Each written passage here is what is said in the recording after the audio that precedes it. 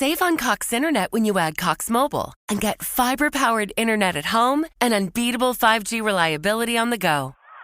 So whether you're playing a game at home, yes, goal, or attending one live, you can do more without spending more. Learn how to save at cox.com/internet. Cox Internet is connected to the premises via coaxial cable. Cox Mobile runs on the network with unbeatable 5G reliability as measured by Ookla LLC in the U.S. 2H 2023. Results may vary, not an endorsement. Other restrictions apply. Call from mom. Answer it. Call silenced. Instacart knows nothing gets between you and the game. That's why they make ordering from your couch easy. Stock up today and get all your groceries for the week delivered in as fast as 30 minutes without missing a minute of the game. You have 47 new voicemails. Download the app to get free delivery on your first 3 orders while supplies last. Minimum $10 per order. Additional terms apply. Have you ever covered a carpet stain with a rug? Ignored a leaky faucet? Pretended your half-painted living room is supposed to look that way? Well, you're not alone. We've all got unfinished home projects. Whether it's a door that sticks, or a disorganized closet, or an AC unit that only works half the time. It all matters. You just haven't taken care of it yet. But there's an easier way. Just download the Thumbtack app. You can search for what you need done and find tons of highly rated pros right in your neighborhood. Check prices, reviews, and book a pro right on the spot. Plus, you'll know what to tackle next, because Thumbtack is the app that shows you what to do, who to hire, and when. Pull out your phone and in just a few taps, say goodbye to all those unfinished home projects and say hello to caring for your home the easier way. Download Thumbtack and start a project today.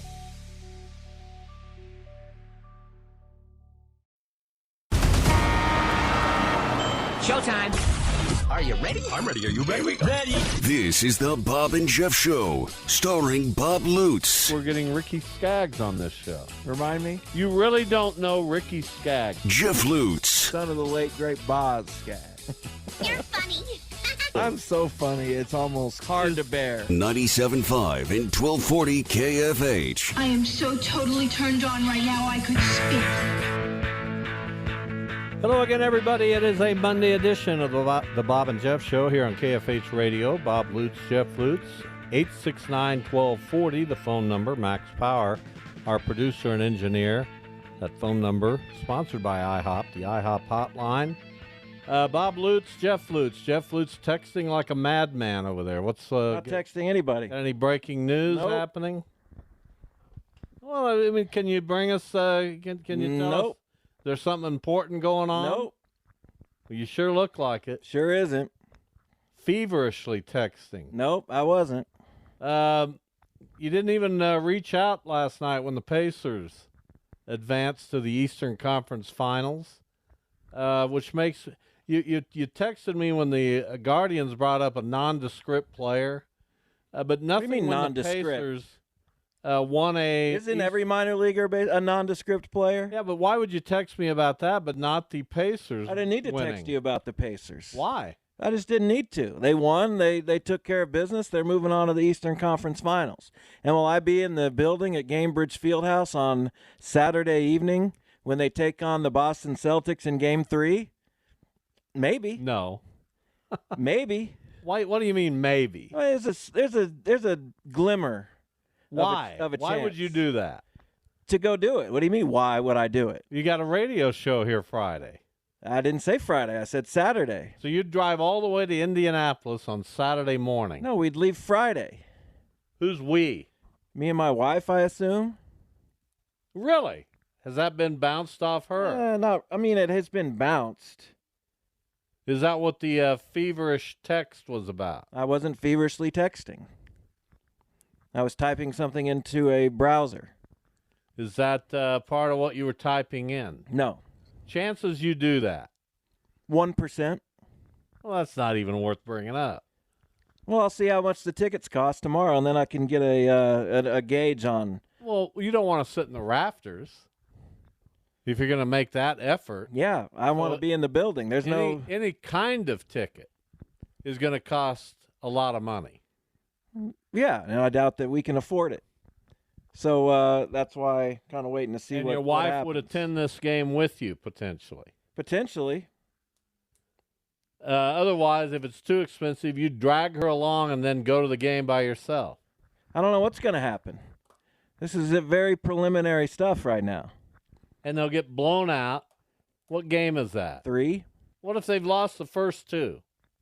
Then they'll be down 0-2, just like they were to the Knicks, and came back to win that series in 7 and won at Madison Square Garden yesterday. I thought it was a better team they're facing, a healthier team. I thought it was real cute when at the end of that game when the Knicks were getting blown out by 30 that Jon Stewart's up there giving them a standing ovation. Ben Stiller is over there with his Excelsior, whatever his facial expression is from that modeling movie. He's over there giving a standing ovation. Meanwhile, we're headed to Boston. I mean, cool. Well, they're giving them a standing ovation because the Knicks gave them a good run. Cheer all you want. And blown out. they weren't, you get, they just didn't have their team. Health is a skill, my friend. No, it's not. Of course it is. It's not a skill to not break your hand. How come all their guys were banged up and all our guys are healthy? They play harder.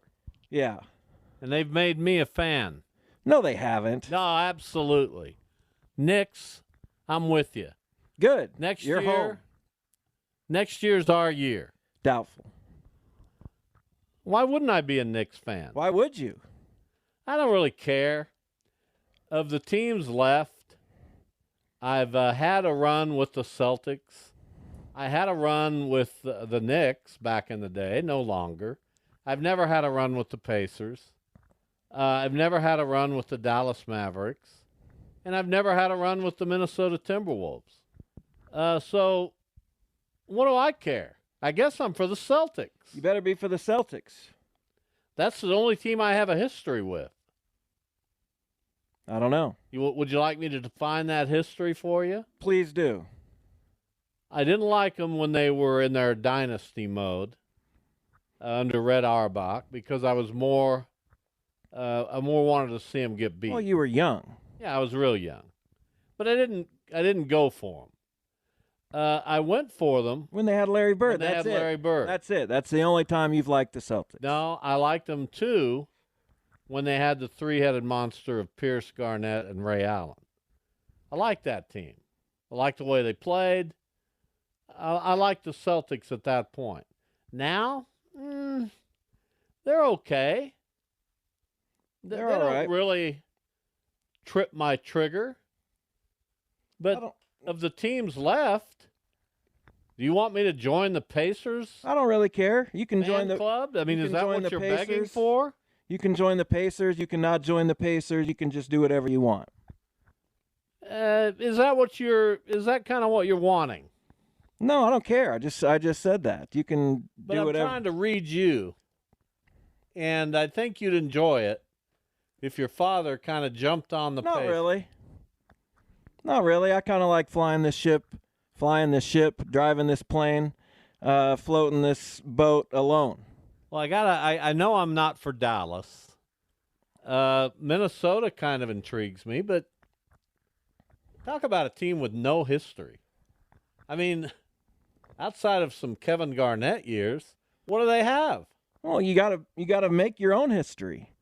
It was hard for those teams back in the late '80s, early '90s that expanded. The only one of them that has had any real success is Miami. I guess Dallas won a championship, but Charlotte was slow to get going. Orlando had a couple brief runs. They made it to the finals a couple times. Minnesota, this is as far as they've gotten. They made one other conference finals, I think in 2004. So, yeah. I'll ask you, okay? Now, they did have a little run there in the early 2000s and the late 90s. Where for 1, 2, 3, 4, 5, 6, 7, 8 years they were above 500. Kevin Garnett was an MVP during that run. They had Sam Cassell, they had Latrell Sprewell, they had a couple some of those people, but it was mostly Kevin Garnett. Right, but you got to have a team. And Flip Saunders was their coach. Outside of those 8 years, How many winning seasons have the Timberwolves had in their existence? And I'll tell you, it started back in 1989-90. So outside of those 8 years, how many winning seasons? I don't know. It appears about 4. That's correct. How'd you know that? I was looking at the green So you were cheating. on your screen. Why can't you play along? Well, you made me look. No, nobody made you look. Why don't you play along in the game, man? Do whatever you got to do. That's the game. I played the game. So they've had 1, 2, 3, 4, 5, 6, 7, 8, 12 winning seasons in their existence, including the last 3. And I'm kind of leaning toward the T-Wolves. Okay, then there's I your like team. Anthony Edwards. Outside of him, who else do I like? Karl Anthony Towns, He's okay. Jaden McDaniels, I like him. He plays hard. Who's the other guy that? Rudy Gobert. No, the other guy I think I've named comes their. off the bench. I don't know. Well, why don't Troy you- Hudson. No, not him. For crying out loud, man. Troy Hudson was a pretty good player for the T-Wolves back in the day. Yeah, he's not that good anymore. Well, he's not in the league. Why'd you mention him then? Thought it was fun. Southern Illinois guy. That's a long time ago. I know, but I'm just saying I kind of came up with Troy Hudson a little bit. No, the guy I'm thinking about is Naz Reid. Naz Reid, the 6th man of the year. Yes, he's good. Really good. He was really good last night. They came back from 20 down and beat the Nuggets in Denver, after which Michael Malone was a jerk. Thoughts? Yeah, that's not a good look. Just, you lost, okay? It was the question to ask. I mean, what does he think journalists do? Does he think that the job of a journalist is to fall in line and not say anything that potentially could ruffle a feather? To not bring up the fact that you lost a 20-point lead on your home floor in a Game 7? We're just going to ignore that, Mike. We're not going to talk about it. We're just going to, please. Can't stand the guy. Done with the Nuggets. All done just from that one look at him? Yeah, because he hasn't come out to apologize today. And Well, maybe he doesn't should. feel like he needs to He apologize. shouldn't he feel like he needs to apologize? I don't know. Everybody apologizes for everything these days. Why can't people just stand by their... I mean, He was a jerk. he was a jerk. We don't need to be jerks. We don't need to be jerks. I'm not saying we need to be jerks. But if he felt that way at the time, then, I don't see a guy coming back and just saying, hey, my bad, I'm I sorry. can accept that he may have felt that way at the time. He was upset. But then a day later, not to say, I was out of line. The question was legitimate. I could have handled it much better. That's all. That's just being a good human being. You don't have to invite the reporter to dinner or bring a gift to his family. Just say, I messed up. That's all. It's easy. Sure. Well, why are you defending him in I'm not some defending way? him. I'm just saying everybody's got to apologize for everything these days. You don't got to apologize, but isn't it the right thing to do? I don't know. Maybe call the reporter and instead of making everything public and I'm sorry if I offended anyone or that's not me, that's not who I am, it was a heated moment. Maybe just call the guy up and say, hey, I apologize. No, you need to do it publicly. No, you in don't. that situation. No, you don't. You called him out publicly. But who is he? Nobody knows who he is. So Well, what do you mean nobody knows? Everybody that covers the Nuggets knows who he is. was that a Nuggets reporter? Well, I would assume it is. But we don't know. I mean, I'm sure if you What look do you up, want me to find out? I'm sure if you look up who the reporter is, then you can get a name. But it's an anonymous guy. Look it up. It's not there's no.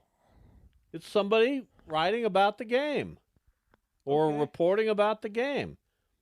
I mean, you can just answer the question, and if your temper or your mood gets the best of you, later on you can go back and clean it up. That's all I'm saying. I'm not saying everybody in the world needs to make an apology, but that was a little over the line. Profanity was used. He kind of mocked the reporter.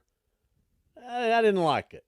And I've been in situations where I've asked questions that perhaps weren't welcomed by those answering them.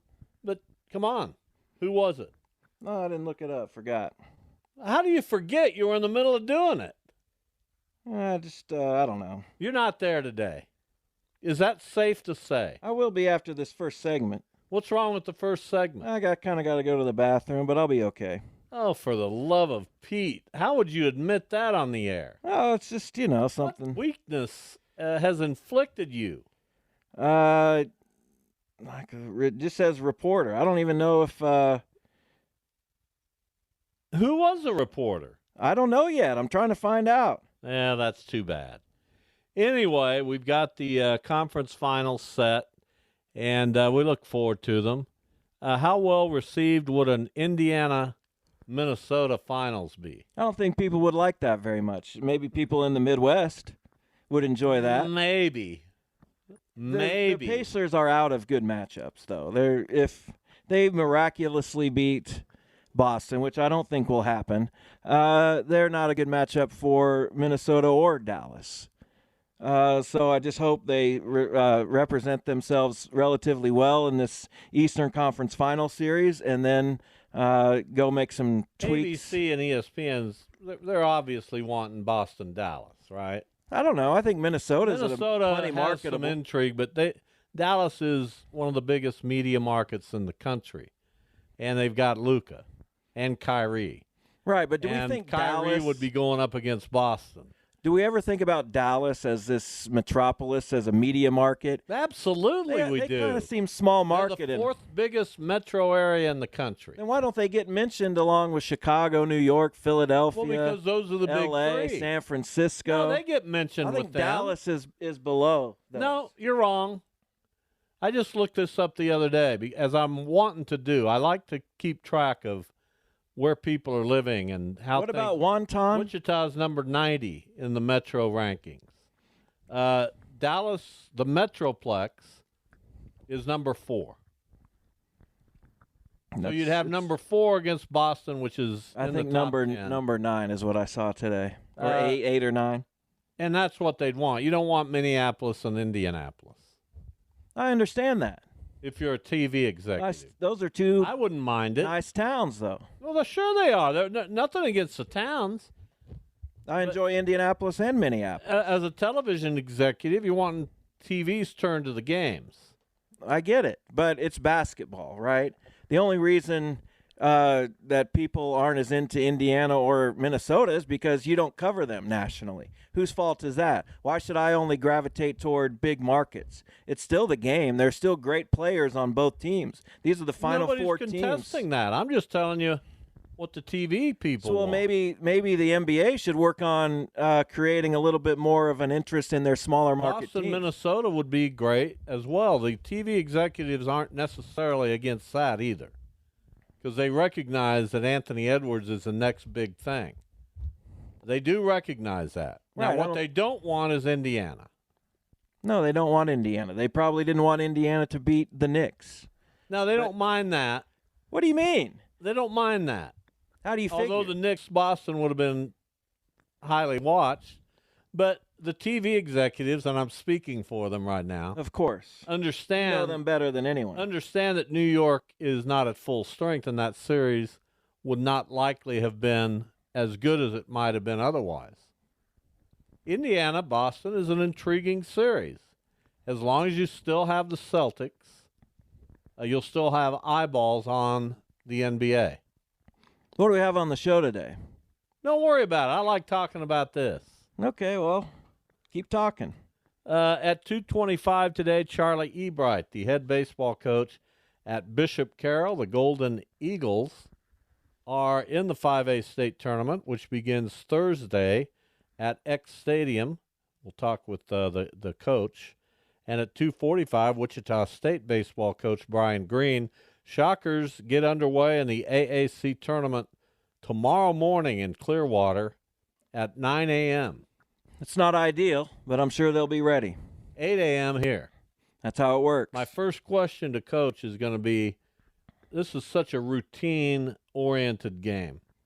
And I understand on weekends you may play a little early, but you haven't played this early all season long. How do you do that? How do you get it prepared to do that?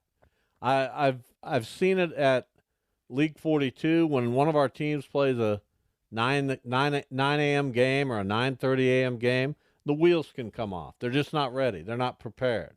Well, you have to maybe not hope, but understand that the shoe is on the other foot. The other team is experiencing similar circumstances. I understand that. You just go out and play. I understand that. It may affect one team more than it affects another. It might. What safeguards do you put in place to make sure it doesn't affect your team? Those are things good, solid coaches like Coach Brian Green and myself think about.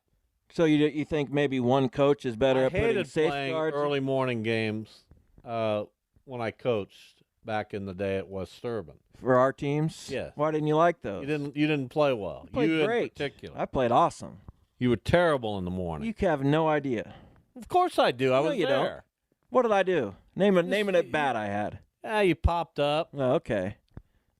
Key situation, bases loaded. Against who? We're Sarasota. Sarasota. We're down a run down in Florida, and you popped up. I don't remember that, but I'm sure I'll Trust take your me, word for it. I'm a steel trap when it comes to remembering things like that. Obviously. All right, we will maybe take a break. Jeff, where are you going? Upstairs. We're going to take a break. The Bob and Jeff Show, KFH. When we come back, we'll talk with Bishop Carroll baseball coach Charlie Ebright. Call from mom. Answer it. Call silenced. Instacart knows nothing gets between you and the game. That's why they make ordering from your couch easy. Stock up today and get all your groceries for the week delivered in as fast as 30 minutes without missing a minute of the game. You have 47 new voicemails. Download the app to get free delivery on your first 3 orders while supplies last.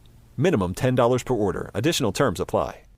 Save on Cox Internet when you add Cox Mobile and get fiber-powered internet at home and unbeatable 5G reliability on the go. So whether you're playing a game at home, Yes, goal. or attending one live, you can do more without spending more. Learn how to save at cox.com/internet. Cox Internet is connected to the premises via coaxial cable. Cox Mobile runs on the network with unbeatable 5G reliability as measured by Ookla LLC in the U.S. 2H 2023. Results may vary, not an endorsement. Other restrictions apply. Selling a little or a lot?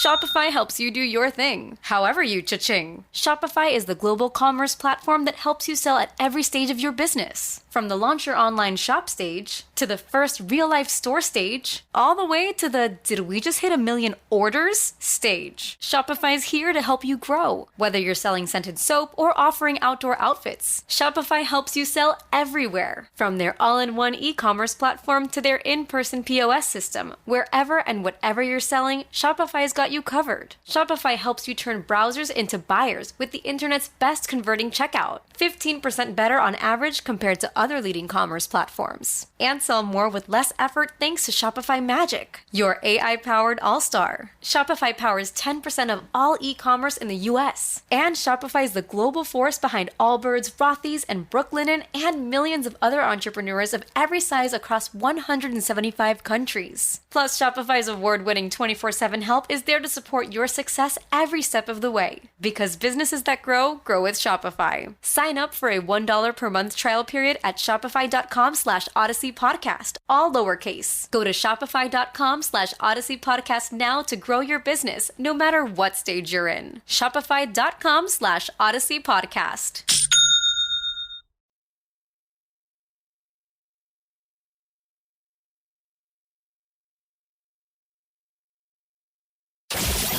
This is the Bob and Jeff Show on 97.5 and 1240 KFH. Here is Charlie Ebright, the head baseball coach at Bishop Carroll High School. They are 20-5 as they head into the 5A state tournament. An 11 o'clock game Thursday morning against Salina Central. Coach Ebright, hello, welcome. Hey guys, how you doing? We're doing well. So you've experienced how many state tournaments now? Oh boy, I couldn't tell you off the top of my head. A lot. I think we've been, quite a few. This is my 24th year. I like say been there probably 18 times, something like that. Well, that's pretty impressive. So you've Yeah. been in every situation. Have you had a similar situation where you're facing a team in Salina Central that doesn't have a good record? They're 9-18, but they knocked off two good teams to get to where they are in Hutchinson and Mays South. That gets your attention, I would imagine. It really does, Bob. And I've been beating the bushes trying to get as much information on Central as I can. And, they're a young team with some pretty big-sized boys. And, Mays South struggled to throw strikes during the regional there and made some errors and kind of opened the door for them. But, yeah, it's, Coach Dean over there, he's been there for a long time. This is last year, and I think he's got a little mojo going, and we can't take this game lightly for sure. So when you said it out loud, I mean, I know how long you've been at Carroll because it basically coincides with my high school career. 24 years, when you say it out loud, doesn't sound too terribly long ago for an old guy like me, I guess. But when you date back to when I was in high school, that sounds like forever ago. So what keeps you going? Well, it's really I love teaching. I teach history and government, and I teach honors kids, college class stuff, and just kids loving to learn. And then with the baseball stuff, I've never been able to shake the game. I got Paul Santagorsky on my staff. I don't want to give away his age, but he's up there and he's been doing a long time. And I can't see myself not being involved in baseball. And, my body still feels pretty good. And I get enough sleep most of the time. So I'm still having fun. The kids are great and they're different every year. And, but it's my passion. I'm out here mowing the grass right now and working on the field, getting it ready for practice. And that's very therapeutic for a guy like me. And so I just, I feel like I'm in the place I'm supposed to be. Charlie Ebright, our guest, longtime head baseball coach at Bishop Carroll High School. The Eagles are 22-5, number one seed in the 5A state tournament, which starts Thursday at X Stadium here in Wichita. So I mentioned Salina Central kind of coming from nowhere as a low seed. This whole bracket is filled with teams that maybe we didn't foresee getting here. How does that adjust your thinking? Well, I mean, you like seeing that, teams, there's 3 teams that are 2 games over 5.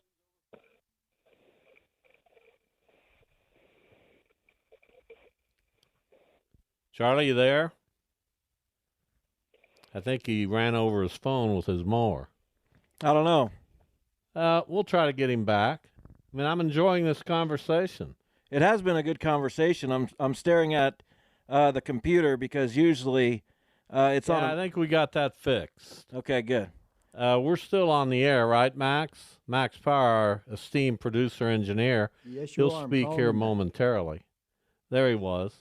So, Max, let's make the effort to get Coach Ebright back because want to make sure he's okay. Of course we do. Who knows what happened? It's just a drop call, I believe, would be my initial reaction. Well, I sure hope so. Well, he's out there mowing. Yeah, I don't want to hear the mower going. I'm sure he turned it off while he's talking to us. I don't know. Maybe it's a real quiet mower. Maybe he's got the earbud, the noise canceling some kind. Who knows? Well, it wouldn't cancel our being able to hear the mower. Wouldn't it? God, I'll tell you. I don't know, man. I do the best He's I back, can. Bob. He said he was out here mowing. Here's Coach did you hang Ebright. up We'll have on to me? ask. We thought you dropped your phone under the mower, which is something I would do. No, there's somebody mowing behind me, but no, I don't know what happened there. But so I don't know what you last heard, but our pitching depth is strong, and I can see that helping us get through some difficult situations in the tournament. And I want to expound on that pitching depth because you go into this tournament, and again, you have so much experience with this. Do you always throw your ace in the first game? Is that just a tried and true thing for you? Do you evaluate maybe a little more? How do you approach that, Charlie? Definitely doing a lot of evaluating right now. So I've been on both sides of that coin where I did not throw my ace, and my ace never pitched in the state tournament that year because we lost that first game. And then there's been years where I didn't throw my ace, and we won the state championship, and that was 2005. So it's something that if we're not going to throw our number one guy, that's going to be a team decision. That's going to be obviously the coaches have to agree to it. But I want the players to have input on that because, it's so important to get to Friday. But if you can save your best arm for Friday, that certainly gives you a boost getting to the championship game. Have you ever thought about it like this, Charlie? Because I just had this thought. You obviously have to get to Friday, but you also have to get to the championship game too, right? So if you're throwing your ace in the semifinals, that means he's not available for the championship. So why not just pitch him in the first game and then figure it out from there? Well, that made no sense to me. Yeah, I see what you're saying, but but if you make it to the championship game, how many teams have that third, fourth guy that they haven't used yet? And so you're looking at maybe a higher scoring game in the championship game. Now, some years, there's teams that roll out three dudes and there's nothing you can do. I don't know if anybody has that. Maybe we do. I have some really good arms. I mean, our team ERA this year is 1.34. Wow. And they've been fantastic. And it runs about six guys deep. I got a couple more that are good. They just didn't get many innings because you got to kind of spread the wealth. So. So who are those pitchers that you're reliant upon to get you to a championship here? Well, Shane Holman is our ace. He's a senior. He threw game one last year and threw a complete game shutout. Braxton Martin is a junior. He threw the semifinal last year and got us to the championship. And then I have a closer that's my shortstop, Van Henneberg, who he closed both the semi and the final last year for the championship. And he's doing that again, but I've got another late inning leverage guy, Ethan Cox, and two other starters, Tyler Booth, who's a senior, and Hayes Allen, who's a hard-throwing big donkey junior. And so, we've got more depth than I've ever had in 24 years. If other high school coaches were listening to that answer, they hate you. Oh, I know. I've heard it all year. We've had a target on our back, and it's been tough because the kids that were on the championship team last year put a lot of pressure on themselves early. We're ranked number one in all these polls and stuff, and you're like, and I'm watching my guys practice and play. I'm like, you guys are not the number one team in the state, and so we've gotten better. And some of the kids have played through some of that pressure and kind of got that monkey off their back, and I feel like we're in a pretty good place going into the tournament right now. Yeah, that kind of leads to my question, the fact that maybe early on you weren't firing on all cylinders. Did the longer season kind of help with that? Were you able to take some of that pressure off, just knowing that when you're 5 games in, now you're 20% into the season instead of a quarter of the way into the season? Was there a time where you gave a guy a look that maybe you otherwise wouldn't have, and he took it and ran with it? Was anything surprising about that longer schedule to you? I think definitely it helped us because we saw better pitching this year outside of the city. And there were my lineup from the beginning of the year to the end of the year has changed a bunch. We lost our center fielder against Heights, and he's an all-state type kid, Austin Solinki. And so we've had to kind of work around that and figure out where to hit guys in the lineup where they could be successful and guys that are going to make the routine plays every time. So, the expanded schedule definitely helped with that. And like I said, we've seen better pitching than we have. I think also, having Heights in our league this year, and Heights just had a tremendous year. And we took a couple on the chin from them. And,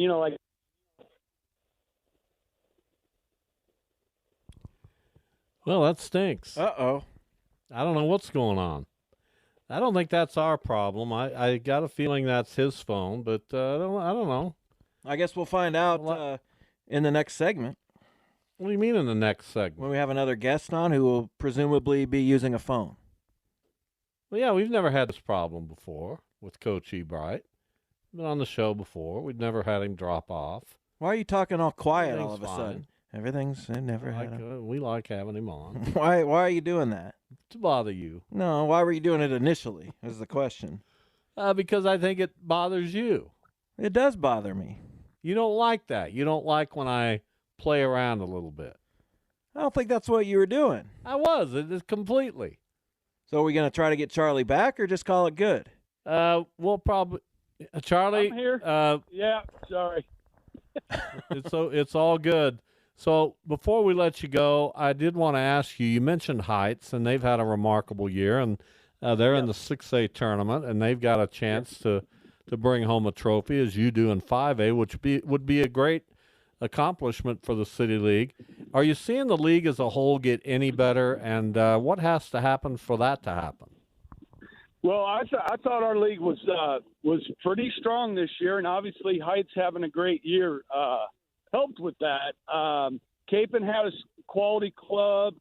They were tough, and Northwest they had a pretty good year. They didn't win as many games as they wanted to, but they're a tough team. So that made us better. East is hanging in there. Coach Bench, just doesn't have a lot of talent over at North. Coach Griffiths, a lot of young kids, and Well, Charlie, Max, no more Coach Ebright. He's worn out. We're worn out. We got the general gist, and we thank him for coming on the show today. Charlie Ebright from Bishop Carroll. My friend Randy Griffiths gets a little tip of the cap there. Again, Appreciate Bishop Carroll, the 1 seed in the 5A state tournament. They play Thursday morning at 11 at X Stadium against Salina Central. Brian Green joins us from Florida. Shockers getting ready for the American Athletic Conference tournament. They face UAB tomorrow morning. Coach Green, how are you? Good, guys. How you doing? We're doing well. Thank you for jumping on the show with us. I told Jeff I wanted to ask you, when you get into a routine, as baseball people do pretty easily, and you played most of your games in the evening and on the weekends in the afternoon, and you're asked to play a 9 a.m. game in a tournament, what kind of an adjustment is that, if there is one at all? Yeah, it'll be different. The routines for the coaches are just in such that we get to use today in terms of our preparation. But for the kids, we won't adjust how we do it. It's just going to be earlier. So we'll get up and we'll have our team meeting and we'll have a breakfast, and then we'll get to the field and cage pregame and get after it at 9 o'clock. So the one thing that I've said to our coaches and our team is, if any team is set to be competitive at 9 a.m., it's this team. They're a rowdy bunch, and they're a big energy group, and I don't think they're going to have any trouble getting up tomorrow. I think they may have some trouble getting to sleep tonight. Will be my issue with that. But these guys are going to be ready to play. It's been a really fun group to coach this last month. So you go into this tournament one run game away from having won 8 in a row. You've won 7 of the last 8. So what has gone right in that time period? How nice was it to kind of turn things around? And what are the kind of the positive vibes going on in the program right now? Yeah, obviously we're scoring a bunch of runs. I think we've kind of solidified a lineup, which sounds crazy, but we played so many different lineups, and we're just such a matchup-driven roster currently this year that we played a lot of guys, and I think you've seen a lot of guys that maybe couldn't quite get in the rhythm. I think you're seeing a group that's found some rhythm right now, and you got Hayworth and Davin's been our center fielder all year, and Stroh has returned to the lineup and is playing fantastic baseball, and Livingston has jumped into the mix, and then Rogers and Vernon and Johnson are just playing good baseball. So I think, one, you're starting to see a group offensively that's settling into rhythm. 2, we've found we've definitely found a group on the field that's playing better team defense. I know that wasn't the case on Sunday, but during that stretch where it was, again, one hit away from 8 in a row, but going 7-1 in our last 8. Team defense has been really good, guys. I think we went through a stretch of 6, if not 7 games in a row where we didn't have an error. And it wasn't like we were striking a bunch of people out. We were just playing really good team defense. So that's been happening. And then with some of the rest that we've gotten with the schedule lightening up and not having the double midweeks, consecutively, our pitching was able to rest a little bit more. And I think at the end of the day, it's about Tommy Lapour and Caden Favors. And they've been lights out on Fridays and Saturdays, and they've both been giving us 6-7 innings a start for 3, if not 4 starts in a row, and put those things together, and the Shockers are a pretty good baseball team right now. Brian Green, our guest, he's the head baseball coach at Wichita State. They open AAC tournament play tomorrow in Clearwater, Florida against UAB. So I look at the standings, and man, you talk about balance. It's just been that way all year. Nobody has really been able to separate from the pack outside of perhaps East Carolina.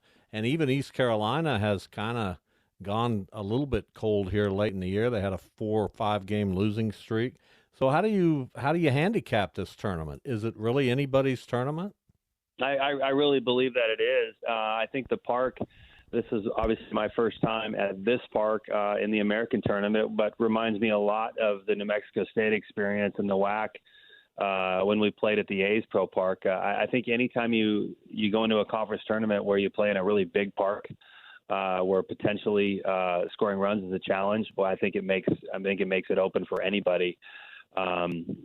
Contact at the plate, good team defense in the outfield.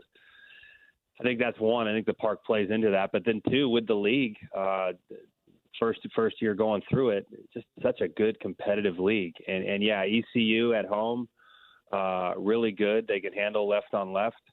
They've got a Friday night starter who's essentially a win for them. And after that, they're basically looking to go 1-1. But guys, I think to get a little more clarity on your question, I just think everybody in this league has a legitimate Friday guy, and I think this league is very athletic in the outfield in particular, and it's pretty balanced from a roster standpoint. I think we may be one of the more imbalanced rosters just in terms of being too heavy left or right-handed, but after going through it, I think anybody can win it. Every guy's got somebody who can beat you on the mound, if not 2, and to take that with a big park. And I think we're all primed to compete because the league was a bear. I mean, it went down to the last hour to see who was going to be the final team in the tournament. So it's a really competitive league. I was interested when you were talking about the lineup and kind of finding that group finally toward the end of the year, and what some of your philosophies are when putting together a batting order. We kind of all know the conventional thinking that you want speed at the top and power in the middle and contactability down low and maybe some speed too. I root for the Guardians. Their manager, Stephen Vogt, says we just want to beat the starter. Is it as simple as let's be ahead when the bullpens take over? Are there other things that you think about when you do that? That is such a great question, and a really fun question to talk about. Starting with, if you look at the midweeks that we played, to answer your question with that, I would draw and it wasn't successful, but we also weren't very designed for it. When we would play those midweek games, and you'd see teams go back and forth with you, left, right, left, right, left, right. That was a real challenge for us. And so in putting a lineup together, for example, against Oklahoma State, where they would have 3 nightmare lefties coming out of the pen going 94, 97. And if they would start, right or left, and you wanted to stack left, you knew in the 4th inning in a midweek, they were bringing those guys in, and we didn't have a right-handed counter. So in those regards, trying to balance it. In this tournament, beat the starter. Let her rip. If the splits say go left and go left and go left heavy, get the starter out and then go to work with bullpen. And obviously there are some staffs here who can really left right you. East Carolina is probably the most balanced that can left right you. But in conference, we've been very effective with as left-handed as we are against left-handed pitching, and the stats will tell you that. So. That's one, is beat the starter. And then 2, length is a big one for me, guys. we don't have a conventional lineup. I think a conventional lineup would say that Cam Johnson should be leading off for us. He's been hot his last 10 games. He can bunt. He can run. But he also right now provides real value at the bottom and provides some balance for us where we're not essentially athletic. So we put Lane Hayworth at the top. He's certainly not your conventional leadoff guy. He's an average runner. He's not a base stealer. But he gives us, without hesitation, the most competitive at bat, maybe on the team. And I like to start the game off that way. And that gives us some freedom left or right to know that here's a guy who's going to give you 6 pitches, he's going to compete. And if he strikes out, he's not going to come in and thump his bat. He's going to come in and share the information with the next hitter. And by his third at bat, he'll probably hit a left-on-left double. So that's how I look at it, as length. And I think when you look at our team right now, the reason we're having so much success versus, say, a month ago we had 5 guys hitting, and we were really naked at the bottom. Right now, Seth Stroh's in the 8-hole with 10 home runs, and he's on fire. Livy's in the 7-hole, and he's lighting it up right now. Cam Johnson's hitting 400 his last 10 games. He's in the 9. So I try to camouflage the guys who are scuffling maybe in the middle of the lineup, and put hot guys both at the top and the bottom around them to give them some protection. Wichita State baseball coach Brian Green is our guest. So you're coming to the end of your first season with the Shockers.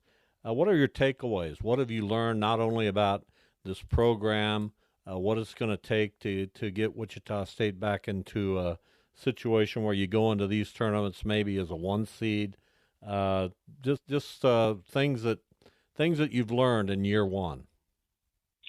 Well, I've learned that it is absolutely awesome to coach here, and coaching at Eck is just an unbelievable experience. But one of the things that we've had to really battle, guys, is especially when we were going through the April, was to not think about next year and to just stay with our guys and stay with our guys and stay with our guys. But with regards to what we've learned or what we need to do to make the next jump, number 1 will be athleticism. You'll certainly see a faster team on the field next year.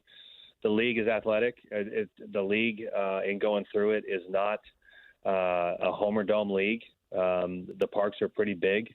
The parks actually mirror this park. Most of them do. East Carolina can be offensive, but UAB is a big park. Rice can be a big park. UTSA can be a big park. And if you look at that, we've got to be faster in the outfield, and we've got to be able to steal bases and put the ball on the ground in terms of a bunt game more. That's the first thing. And then the second thing is we've done a really good job of striking people out and putting balls on the ground.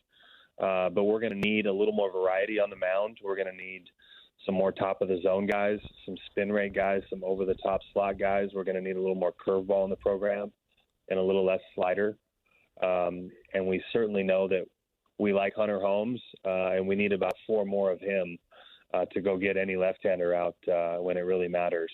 But those are really the things that we're going to target in the recruiting process, and we've signed a lot of that athleticism already, but we'll hold and see where we are come July to fill the gaps in the portal.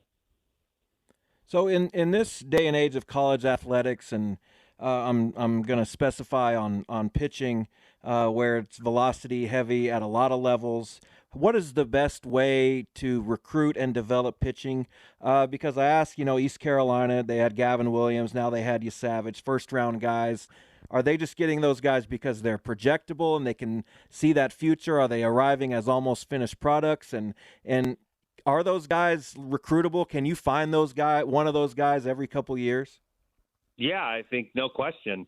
We were able to find Kyle Bradish at New Mexico State in July, coming out of high school, and he was 86, 87, and next thing you know, he's 94, 96, and puts on 30 pounds. I think the 2 things you look at are outside of the makeup and the parents are the bodies. You number one, in order to find that projection and to find that durability, we've got to find kids who are physical, and they've got to be big, especially in Wichita with it being cold.